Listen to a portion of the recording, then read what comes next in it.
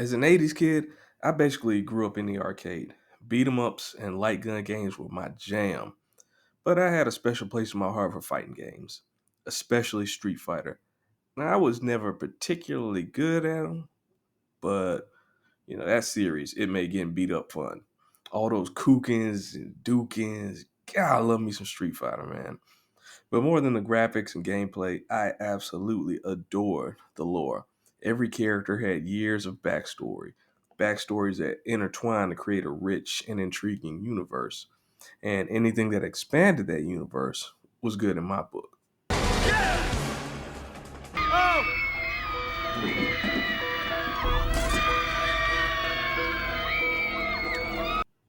Not that, though. Never that. During my Here's Greenwood episode 1 review, I mentioned going to movie gallery with my best friend Thomas to find obscure anime. On one particular visit, we were perusing the aisles when we came across Street Fighter II, the animated movie. I'm sure y'all have heard of it. Now, me and Thomas, we'd already seen it 1,001 times and considered it an absolute classic. I even owned it on VHS, so it didn't make much sense for us to rent it. So we kept on looking for other stuff and sitting further down the aisle, gathering dust among the unwanted copies of Voltage Fighter Gokaiser and Legend of the Overfiend, was a Street Fighter VHS we had never seen before. I'm talking about Street Fighter II V.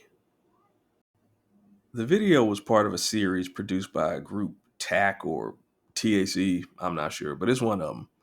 It was also directed by Gisaburo Sugi, and I sincerely hope I pronounced that correctly. At any rate, it's the same person who directed Street Fighter II, the animated movie, so me and Thomas already knew it was going to be fire, and it did not disappoint. It's about teenage versions of Ryu and Ken as they travel the world to become better fighters.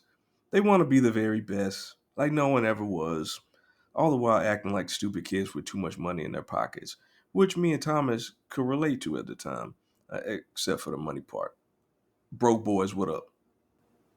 The series is like 50% slice of life, so you really get to know the characters. Well, some of them. Anyway, in this review, I want to talk about the first episode. So, enough with the chit chat, let's get to it. It starts off in an airport. Ryu just arrived in San Francisco from Japan. He says he's there to visit Ken. We then go back in time to an island in Japan. Ryu and his old man are being lumberjacks, doing lumberjack things. The old man cuts down a tree and nearly crushes Ryu. Then he blames Ryu for the whole incident, even though he couldn't be bothered to yell timber beforehand. Stupid old man. We go back to the present. Ryu is still in the airport. There are a lot of stereotypical American caricatures hanging around, mugging and smoking with cigarettes. And he smokes with cigarettes. And no one is practicing social distancing. It's pretty realistic. We flash back to Japan and meet Linko, who's the old lumberjack's granddaughter and Ryu's friend, girlfriend. I'm not exactly sure what she is, but she cooks for him, delivers his mail, and is clearly dying of thirst. I guess she's a simpet. I don't know. She goes looking for Ryu and finds him being a dick to nature. He greets her by asking if it's time for lunch. She gets mad and says he cares more about his appetite than her, which is true from the sounds of it.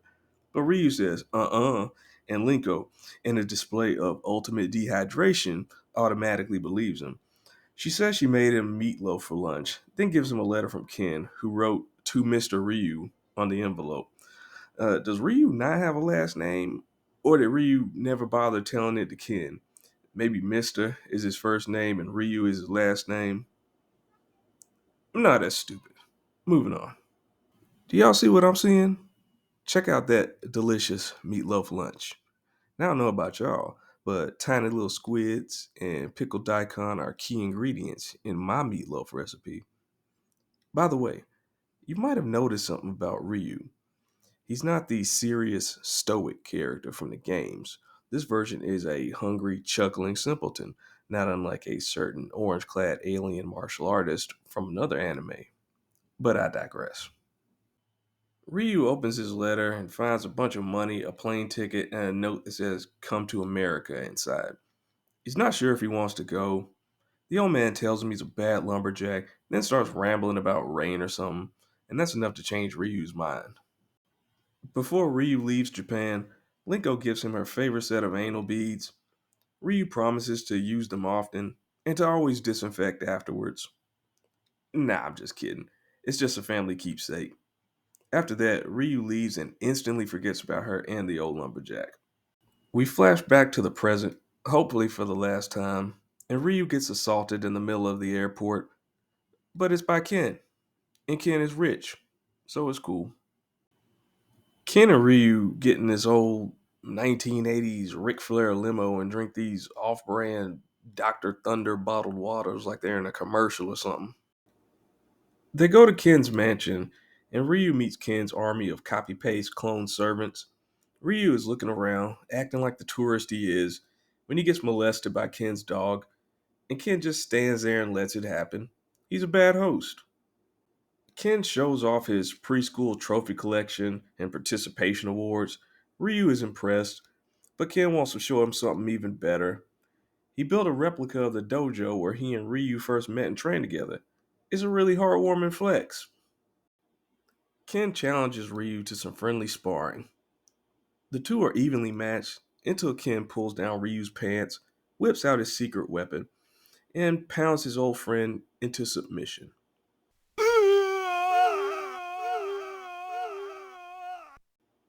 I mean, really, what else could they be doing? Sorry, Linko, but it seems your boy Ryu is officially spoken for. Give me some chon chon. Ken's parents come home from the president's birthday party. No cap. Then throw Ryu a big ass dinner. In typical rich people fashion, they give him more food than he could ever hope to finish, then watch him eat like a dog for their amusement. It's good, wholesome entertainment. That night, Ken and Ryu ride around on Ken's motorcycle. They want to explore the streets of San Francisco and maybe get into a fight, a street fight. You get it? Never mind. Anyway, Ken is dressed like Encino Man in his stereotypical early to mid 90s clown uniform. He's also wearing sunglasses at night, channeling his inner Corey Hart. The whole ensemble was a horrible look back then, and it's a horrible look now. I hope it never comes back in style. While on the road, they encounter these drunk Air Force hood rats and some girls. The Air Force hood rats are engaging in hood rat behavior, and Ken doesn't like it for reasons. I don't want peace. I want problems always. He and Ryu follow them to this ratchet ass bar and pay off the bouncer to get inside, proving that money can do anything. Ken goes over to the Air Force hood rats. He sees one of their breezies smoking a slim 120 like it's the late 60s. He pulls her with ease with his Encino Man charm. Hey woman. Hey woman. Listen here. Since your old man ain't got no heart, maybe you'd like to see a real man. I bet you stay up late every night dreaming you had a real man, don't you? I tell you what, bring your pretty little self over to my apartment tonight, and I'll show you a real man. It's impressive. I wish I was that cool when I was 17, but I spent my evenings eating Burger King, roaming movie gallery, and playing video games. Come to think of it, not much has changed since then, except now instead of wasting my time in movie gallery, I do it online. The Air Force hood rats get jealous and attack Ken and Ryu. That's right, these grown men attack two children in a bar, and the bouncer does absolutely nothing to stop them. But they get washed in seconds, so it's cool. Cap your ass and your ass. You want some too? Ice cold, baby. I knew I was the chosen one. Then Guile walks in, looking like he just spent his life savings on Dink Doink, and the episode abruptly ends. And that's it for episode 1. I enjoyed it a lot. It gave us a new spin on the Street Fighter mythos and set up the friendship between Ken and Ryu without focusing too much on their rivalry. It presents Ryu in a new light. He's funny, easygoing, which is a far cry from his video game counterpart. I'm looking forward to revisiting the rest of this series in the future. For now, I'd like to thank you so much for watching. Making these videos is pretty tough for a novice like me, but you guys make it all worth it. Take care, and I'll see you again real soon.